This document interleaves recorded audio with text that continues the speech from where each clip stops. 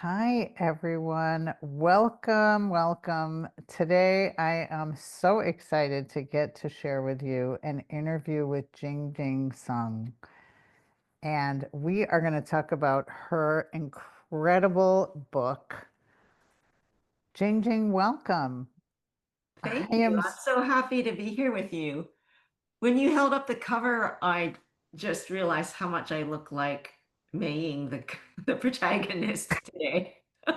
I'm glad I'm not the only one who thought that. I mean, I guess it Yes. was a really famous artist said that we all create images of ourselves. You know, Mm. no matter who we're drawing, we're actually drawing ourselves. And I just realized I did that. You know, the same thing happens when we're writing. Oh, Right. that And makes sense. especially in kidlit, because we're often writing experiences that we've experienced and we're writing parts of ourselves. But the Yeah. same is true in other kinds of writing too.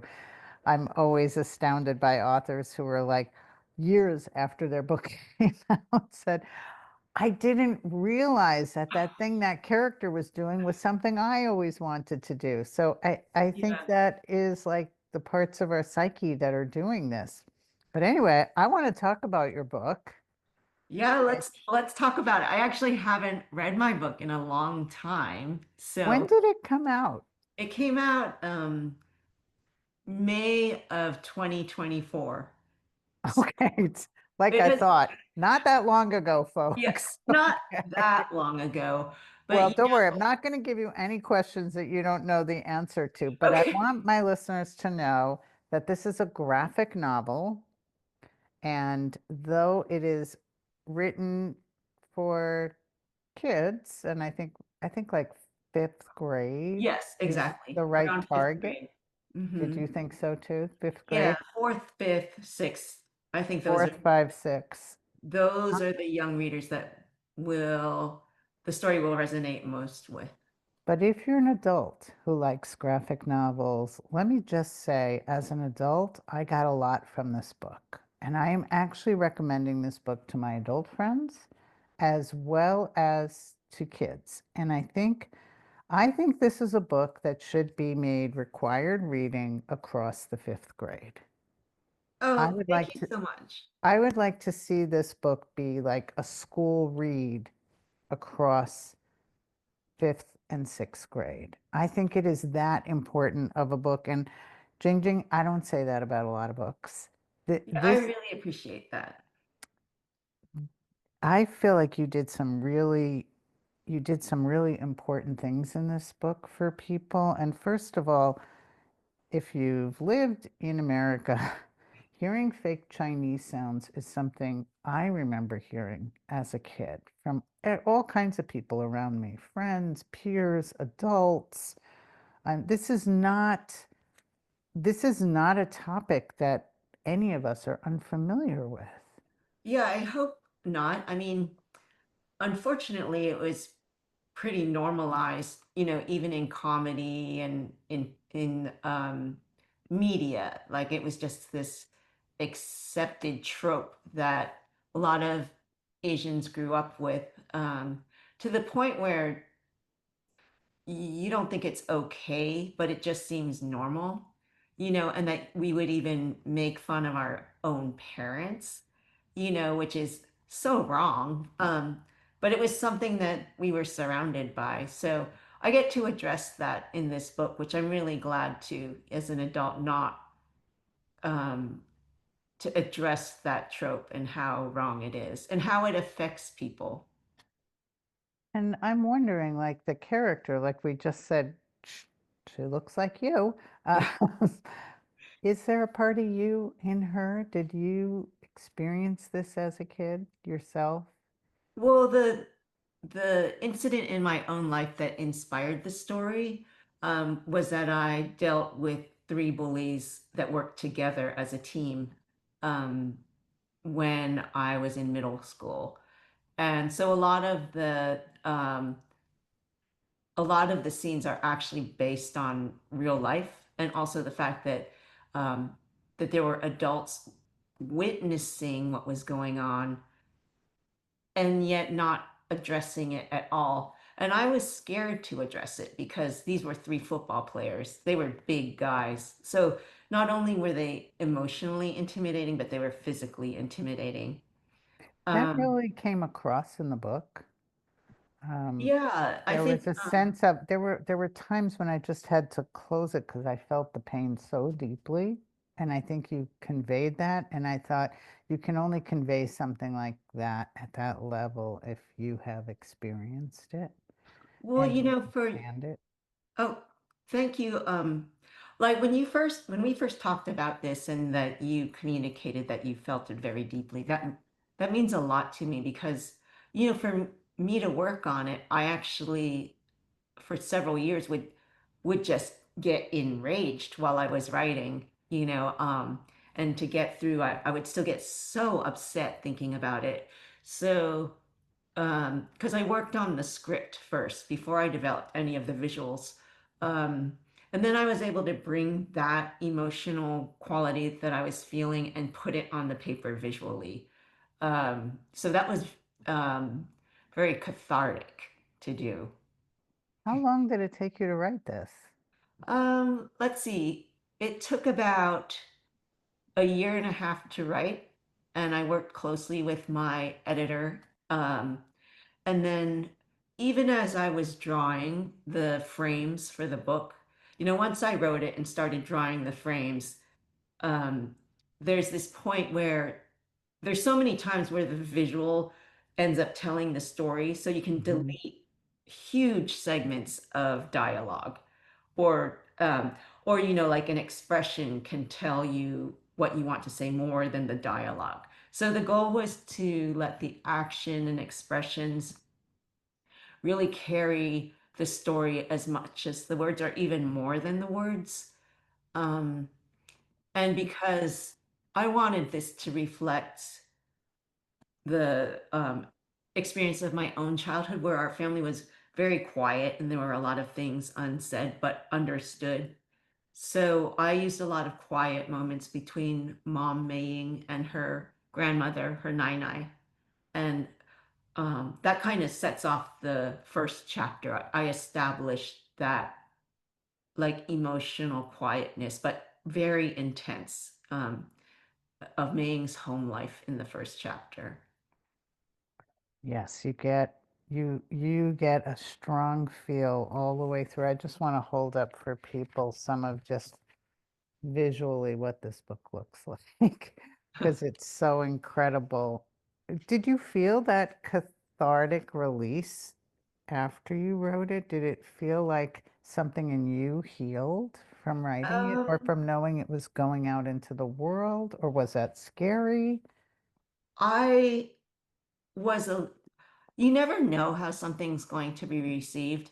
I just had to trust that my agent, who I really trust, and my editor, whose track record I respect immensely, that they had worked with me because they believed in it.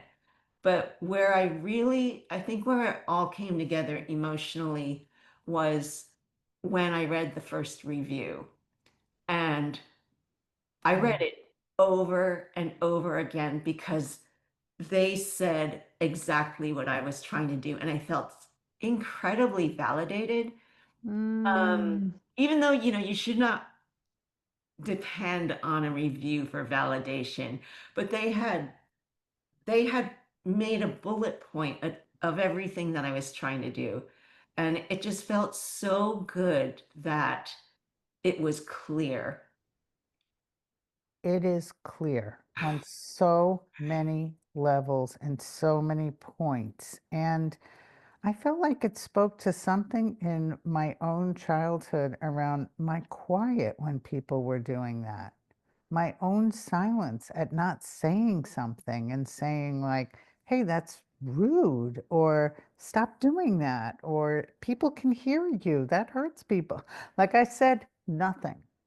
And I felt like this book confronted that part of me as a kid that didn't say anything or try to intervene in something like that. And I really appreciated that the depth of the characters that you showed had all of the experiences, including my own. There Mhm. was a kid that stayed quiet when this was happening. There were the bullies. There were, and I think all of this is so relevant today on even a political level, on what's happening in our country around immigrants and around othering people and around who is allowed to be here. I think one of the ideas in it that is especially relevant now is that we need to speak up for people who are afraid to speak up for themselves because they feel threatened, or they might not even know how to speak up on, because the issues are complicated and they are easily glossed over with language that's been manipulated. So growing up, when I saw that adults who I otherwise had respect for not saying anything when they saw what was going on, or not saying, hey, that's wrong, or maybe like a chuckle, like those boys, not seeing how hurtful it was. If When they couldn't talk about it, I didn't know how to talk about it. Like I That's didn't right. have the language to talk about Neither it. did I. Yeah. Yeah. Or, But I, as an adult, I did. Like as an adult, when I've heard somebody in a restaurant make Mhm. fun of somebody who is serving in a Chinese restaurant, and I heard them do that, I like slam the cup down now. Like, that is not okay. Yeah. But that's my adult voice. As a kid, I didn't have that voice. And I so appreciate that you pointed that out in this book so well, that kids do not have the voice or language for this kind of stuff. And that the adults, that's why I want this to be a fifth grade, sixth grade read, because I want the adults to read it with the kids, and I want there to be discussions, and I want it to open up into how do you use your voice. But that other level that this book hit me at that was so important is about what's happening in our country now, and is exactly what you just said, that there are people being carted away by masked people, thrown to God knows where prisons, have no voice at all. Right. And Oh, I'm sorry. and it is our job to stand up for people and to speak out and to not accept this. And so I feel like the timing of your book has even deeper, bigger relevancy. And kids are seeing this in their schools. They're seeing their peers have a parent taken away Right, or it's happening right in school, which is horrifying. Um, and we can say like, oh, well, it doesn't affect me directly, but anything that hurts someone does hurts all of us. And so if we have the privilege of safety for whatever reason, we can use that privilege to speak up, to write letters, to attend protests. Like we have to be seen and put ourselves out there for the people that don't have that luxury. and I think what your book also says is we can't wait for them to then become adults and find their voices. I think your book is saying we have to start earlier if we're going to have voices. And you know how people were so excited about Greta Thunberg, and she sort of started out as a teen doing her Mhm. climate activism at such a loud, big level. Um, and everyone was pointing at her like how unique this is. Or, the kids after that horrible Florida shooting in their school who became really loud about gun activism and gun control, and people really point to them because it's unique to have kids that have a sense of agency and values and voice that are heard in our culture. And I think your book says let's get them going on the conversation much younger. Yeah, and I think for these young people to have agency, they have to have that support system, whether it's in their family, whether it's a mentor. Um, and so we need to create these environments where we are showing young people where they can find mentors or who can they talk with. Start to introduce these difficult ideas in everyday language and everyday situations because these are not abstract ideas. Oh, Um, and these situations, the level of bullying that you're talking about, I mean, we're seeing it online all the time. We're seeing it in schools all the time, and we see it everywhere. And I believe that this book can open up into bigger conversations beyond the book about what else, where else do we see this kind of behavior, and allow for some verbalizing and some truth telling and some, you know, allowing kids to have their own perspective around things. Because one thing that kids are is they are connected to their hearts. oh, they're totally connected to their hearts. And I think it can be very confusing if the adults in their lives are modeling behaviors that are questionable because these are people you love because love is so complicated, right? And these are the people giving you security, but maybe they're saying things or acting in a way that you have in your gut feeling that it's wrong, but you want to be part of your family. You got to fit into your family. Um, And just kids see hypocrisy. They're real, totally. they're like hypocrisy detectives. There's nothing hidden from them. They see everything that's in the house. They see this culture, and they actually don't have a lot of the blinders on that we develop as adults.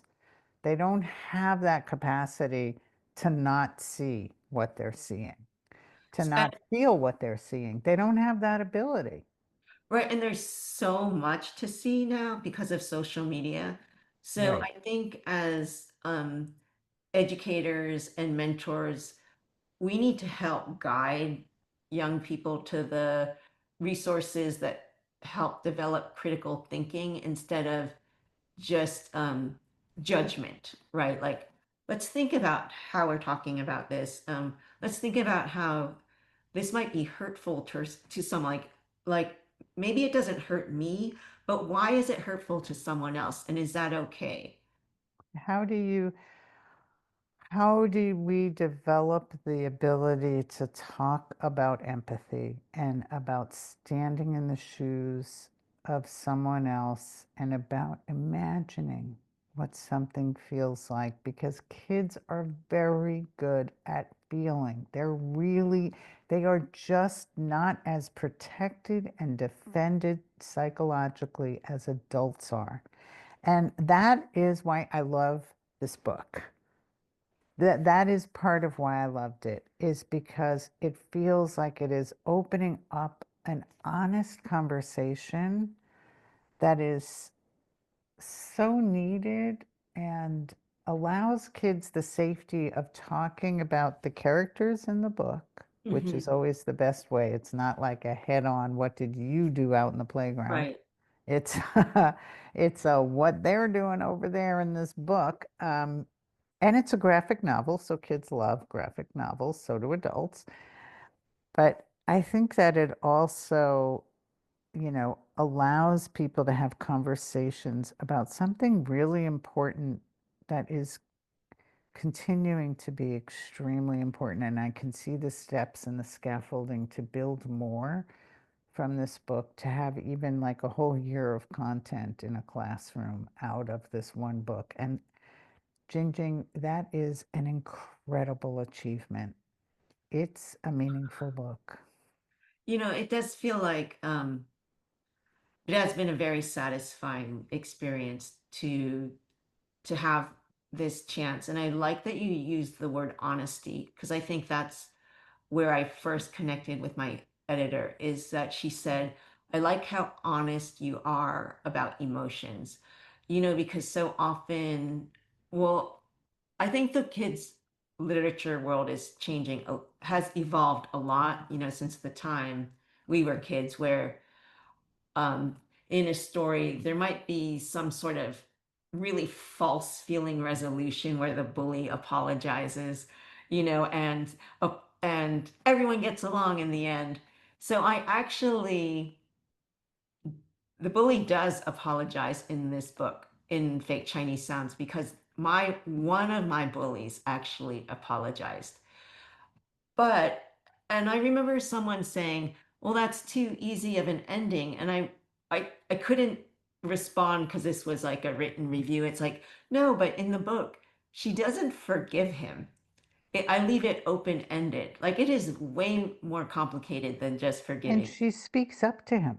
Yeah, she speaks up to him. And throughout the book, um, I was frustrated as a child because I never saw like the how hurtful and how angry anything that was reflecting what I felt.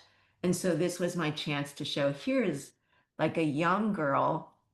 Um, and so often young women are conditioned to stay in control, stay calm and cool. But no, sometimes you have to get angry and you have to, for one thing, you need to look into the mirror and face your anger and see that you're angry and you feel that you're angry. And then how do you express that?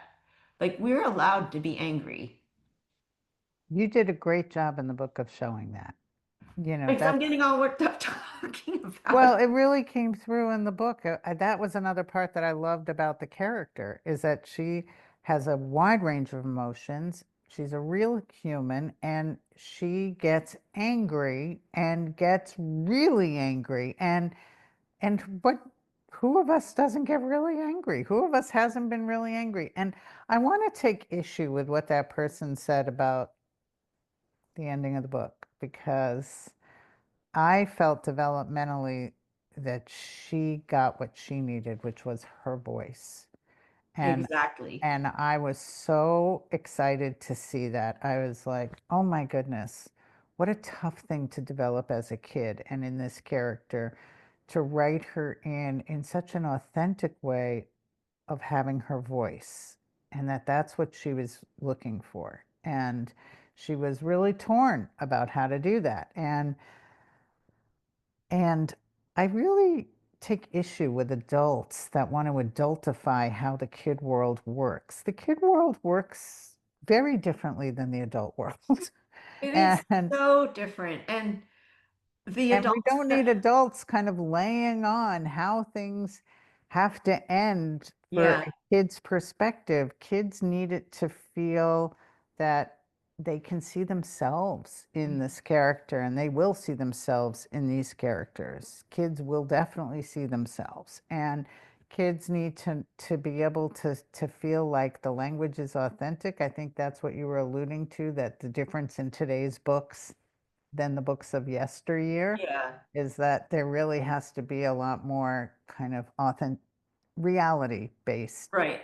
I mean, actuals kids, because they're exposed to so much they're reality. exposed to so much. I mean, they're playing war games from a very young age, like really violent war games. And So they learn a lot on that online world. They're exposed to more than we could ever describe. And in that, we have, I think, an obligation as writers and illustrators to be authentic to some of the things that they do feel and experience because well, kids are the first to recognize when something's pandering to them or when something's inauthentic, or when something's lecturing to them.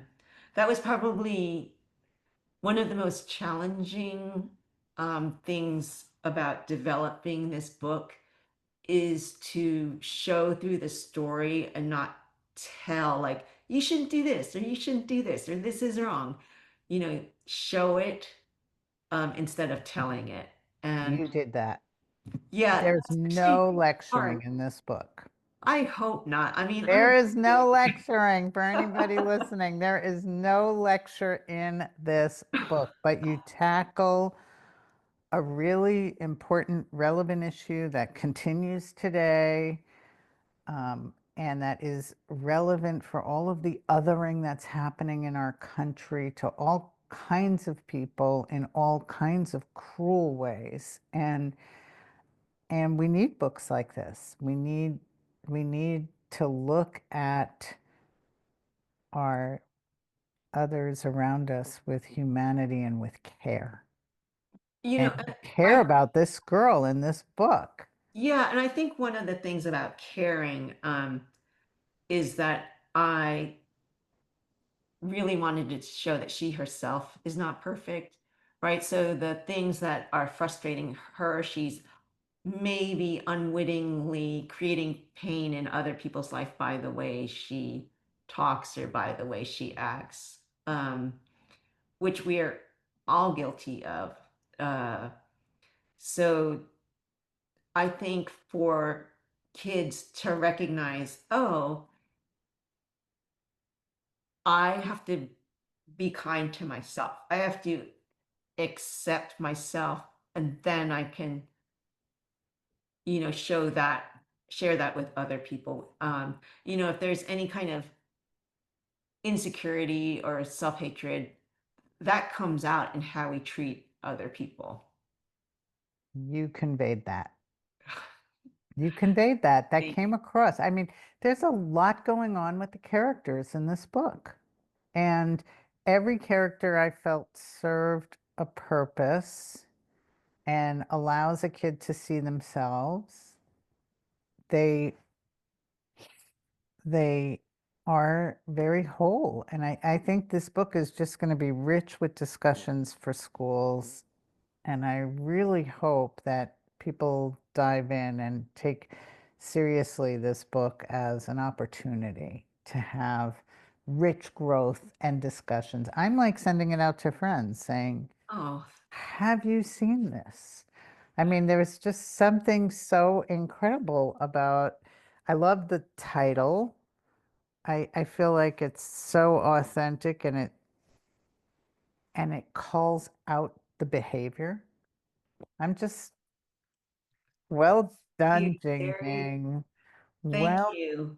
You know, done. there were so many times, and we all are working on big projects and we can't control what's going on in our lives. So there were so many times I thought it wouldn't happen because of things going on in my life.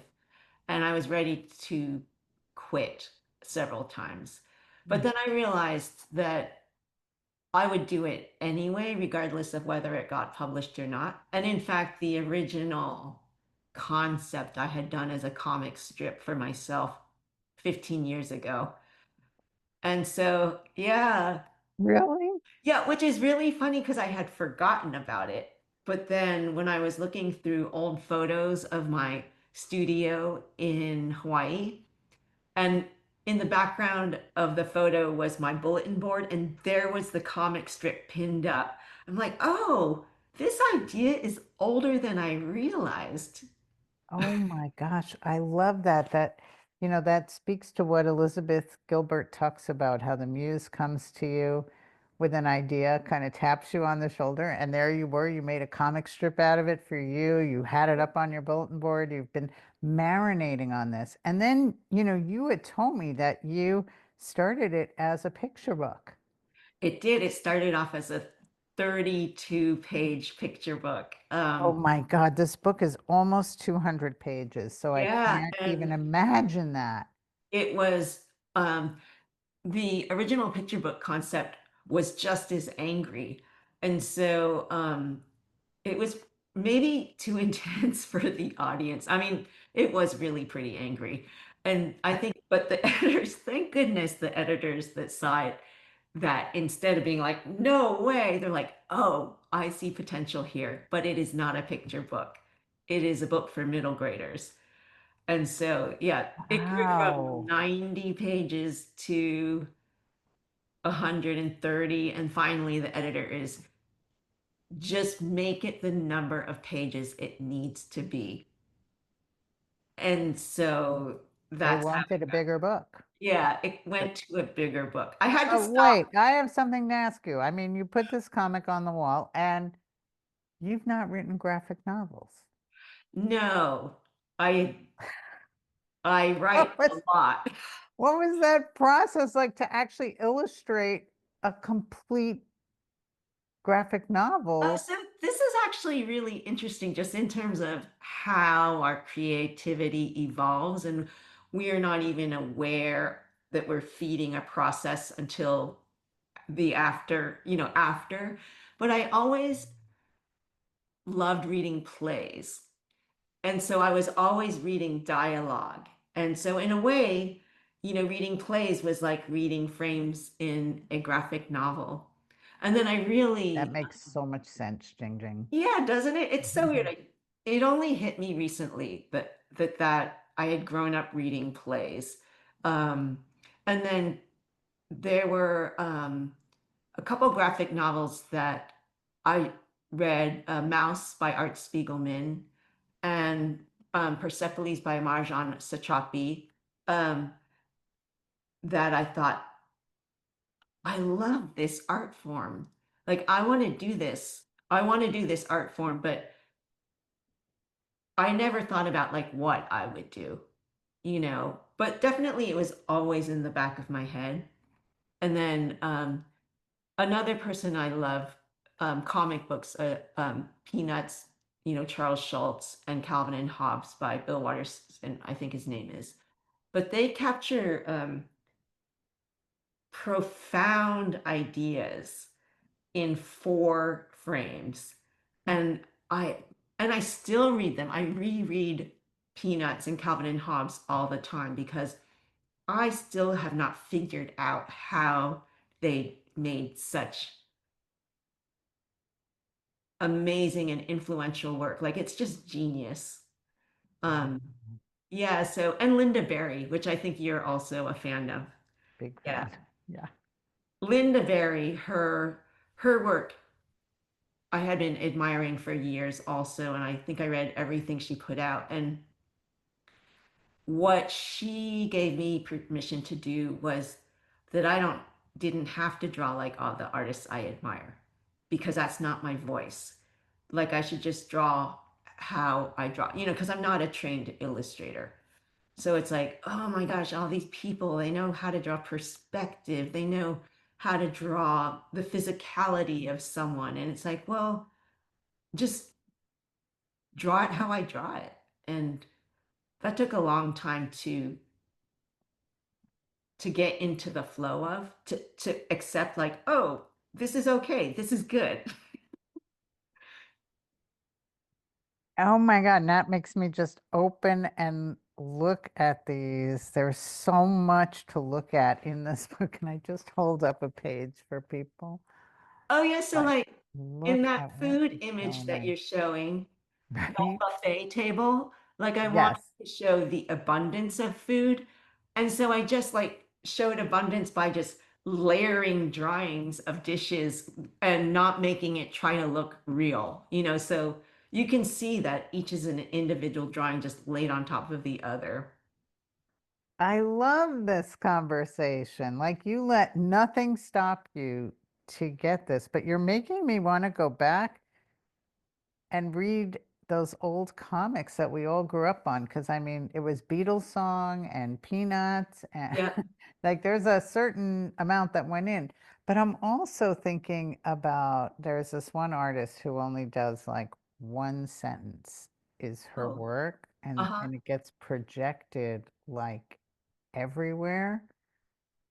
Oh, are you thinking of Barbara Kruger?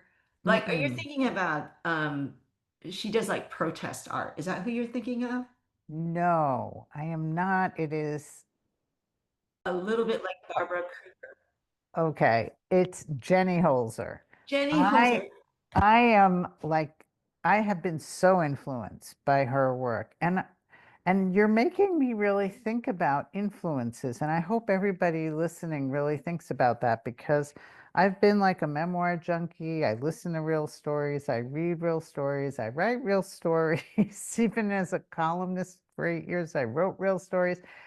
And I love Jenny Holzer's like single or two sentences or even a word. Sometimes she Yeah. just puts out a word on something. And you're making me think about staying in the lane of those things that are meaningful. So I'm just taking that in right now. You're making me want to read my Peanuts comics again. You're you are just sort of watering the seed bed, saying, think about Yeah. where you're real, all these things that you've been interested in and where you're from. And I hope everybody listening starts thinking about those things. It's wild. I mean, we have all been on our personal journeys, and there have been major landmarks along the way. And there have been things guiding us that haven't always been clear until you look back and then realize, oh, I couldn't have arrived here at this point and done this without all of those little things that happened. Like, yeah, I wanted to do a graphic novel years ago when I read graphic novels that moved me, but I wasn't ready to. Like, I hadn't been writing regularly. I was doing more commercial illustration. And then as my life evolved and changed, then it was like I was finally mature enough to look back at my story and show it maybe with more perspective that had only been earned through experiences. I love what you're saying, that it's not that perspective, there's perspective in illustration and drawing, like, but there's perspective in living, Hmm. which is essential to tell a story like this. It is essential. Wait, you just brought up your past illustrator, and Yeah, I just have to take a side route really fast and say, you did a postal stamp? I did. Yeah, I did a postal stamp, and then they also commissioned two of my drawings that had already existed for stamps. Um, and I was Did you enter a contest? How did this no, no, happen? they found me through my work online, and um, Jing Jing, this I is collected stamps when I was a kid. Like, I love stamps. So it's like, right here. are you kidding me? Like, this is like my inner nerd come true, like that I get to design a stamp. Well, this is just what we're talking about, the things that are influences in your life, real. Yeah. Here you were a stamp collector as a kid, right? Yeah, And like soaking stamps off of all the international letters that my parents would get. and you were into it and Yeah. not knowing that one day later you would do stamps. Yeah. Yeah. I mean, it's so cool too. And it's, like this little thing that many people don't even give a second thought to, but I love knowing that it's in the Smithsonian stamp collection, in DC. I'm just going to start crying. You are sending me a picture of that so that we can just post it to so that it goes Yeah. in the newsletter and people can see what that looks like. Because I am like, what? I mean, it's still like, what? I got to do that. Yeah. That is so cool. But you are still making the same point that I really want everyone to hear about the importance of digging deep into your own treasure box. It And is that a treasure box. we've all been collecting Mhm. experiences.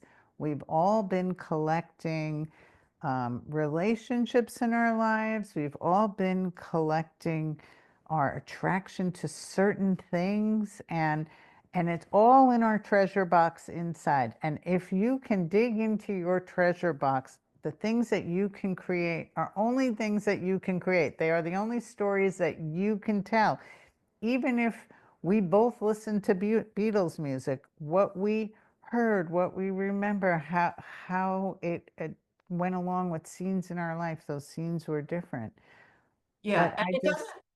Oh, well, like I in just our, love how you're saying that, like, there is buried treasure in you. yeah, and we need to. I think we need to realize that. Like I didn't win an Olympic gold medal, or I didn't do like some major thing that, that I can write about. Like my memoir isn't about greatness, right? But a memoir, we each have these little moments that capture universal ideas. Um, but they're specifically our moments, and those are worth sharing. And I think that everyone has almost like a necklace of little pearls that can be strung together to share, and that it's worth sharing. We are going to end right there, Jing Jing. That was so beautiful. What a gift to everybody listening. Thank you so much for Oh, taking the thanks, Sarah. time. It's fun to talk with you.